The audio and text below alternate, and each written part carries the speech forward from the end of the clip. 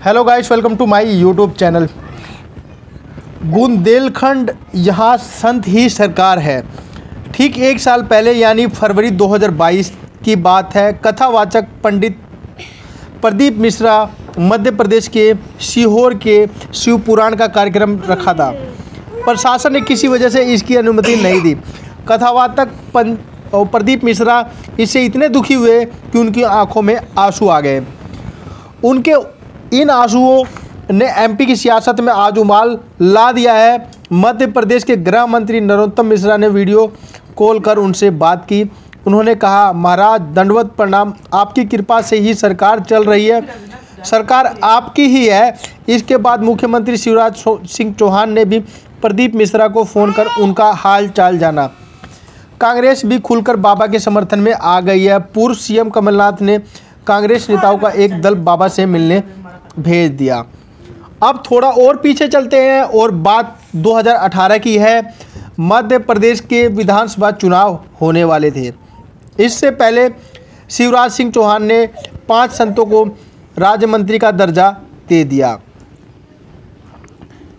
ये थे नर्मदानंद महाराज, हरिहरनंद महाराज, कंप्यूटर बाबा, भैयूजी महाराज और पंडित योगेंद्र महल। चुनाव से पहले कंप्यूटर बाबा पाला बदलकर कांग्रेस के साथ आ गए। कांग्रेस की सरकार बनी तो कंप्यूटर बाबा को फिर से मंत्री का दर्जा मिल गया। ये 2 घटनाएं बताती है कि एमपी की राजनीति में बाबाओं और संतों की कितनी धमक है। उसी एमपी के बुंदेलखंड इलाके के एक संत आजकल देश की नहीं दुनिया में भी चर्चा बटोर रहे हैं।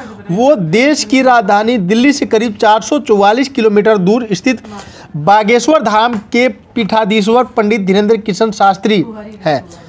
बागेश्वर धाम मध्य प्रदेश के छतरपुर जिले में है। उनके पीठाधीश्वर धीरेन्द्र किशन शास्त्री को जहां उनके लाखों समर्थक चमत्कारी संत बता रहे हैं, तो कुछ ऐसे लोग भी हैं जो उनके चमत्कारों को महज अंधविश्वास फैलाने वाला बताकर उनके दावों पर सवाल खड़ा कर रहे हैं।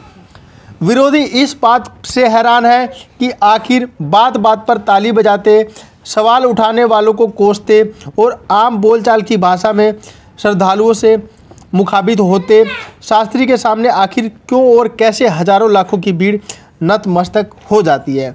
लेकिन बुंदेलखंड के इसी इलाके को करीब से जानने वाले के लिए ये कोई बात नहीं है। दरअसल इस इलाके में दशकों से इस तरह से संतों और बाबाओं का जलवा रहा है, जो खुद ही सरकार कहे जाते हैं और जिनके सामने बड़े बड़े सियासी चेहरे नतमस्तक दिखाई देते हैं। आज को आपको बताने वाले हैं बागेश्वर धाम सरकार के बारे में। छतरपुर जिले में एक गड़ा गांव में बागेश्वर धाम मंदिर है, जिसे स्थानीय लोग कहते हैं बागेश्वर धाम। कई तपस्वियों की दीव भूमि है। यहाँ बालाजी महाराज को अर्जी के जरिए जो है फरियाद सुनाई जाती है। लाखों लोग अपनी समस्याएं लेकर धाम के पीठाधीश्वर धीरेन्द्र किशन शास्त्री के पास आते हैं। कहा जाता है कि धीरेन्द्र किशन शास्त्री को बिना पूछे ही लोगों की समस्याओं का पता चल जाता है। फिर वे समस्या हल करने का उपाय बताते हैं और बालाजी महाराज से पीड़ित के लिए प्रार्थना करते हैं। धीरेन्द्र 26 साल के हैं। वो बताते हैं कि उनके पिता राम कृपाल गर्ग हमेशा घर की जिम्मेदारियों से दूर रहे। धीरेन्द्र से एक छोटी बहन और एक भाई है। उनकी माता सरोज देवी ने आर्थिक तंगी के बीच अपने बच्चों का पालन पोषण किया।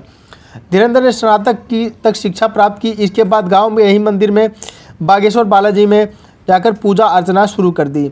यहाँ उन्हें साधना की। यहीं पर उनके दादा गुरु और सन्यासी बाबा की समाधि भी है। धीरेन्द्र शास्त्री के मुताबिक दादा गुरु और सन्यासी बाबा की कृपा से ही उन्हें बालाजी कृपा और सिद्धि प्राप्त हुई है। भक्त के बताने से पहले ही धीरेन्द्र उनके मन की बात जो है पर्चे पर लिख देते हैं। इसी चमत्कार को लेकर पूरी दुनिया में वे चर्चा का विषय बने हुए हैं। हर रोज़ हजारों भक्त जो है बागेश्वर धाम पहुंचते हैं। मंगलवार और शनिवार को यहां लाखों में संख्या पहुंच जाती है। स्थानीय लोगों का कहना है कि जब से धीरेन्द्र शास्त्री को लेकर मीडिया में मामला उछला, धाम पर पहुंचने वाले भक्तों की संख्या और ज़्यादा हो गई है। धीरेन्द्र शास्त्री ने बागेश्वर धाम में 13 फरवरी तक धार्मिक आयोजन किया था। इससे पहले कांग्रेस नेता कमलनाथ ने पहुंचकर सभी को चौंका दिया। इतना ही नहीं, एमपी के सीएम शिवराज सिंह चौहान भी धाम में आयोजित सामूहिक विवाह कार्यक्रम में पहुंचे थे। गाइस, वीडियो में इतना ही। आपको वीडियो कैसी लगी कमेंट करके बताएं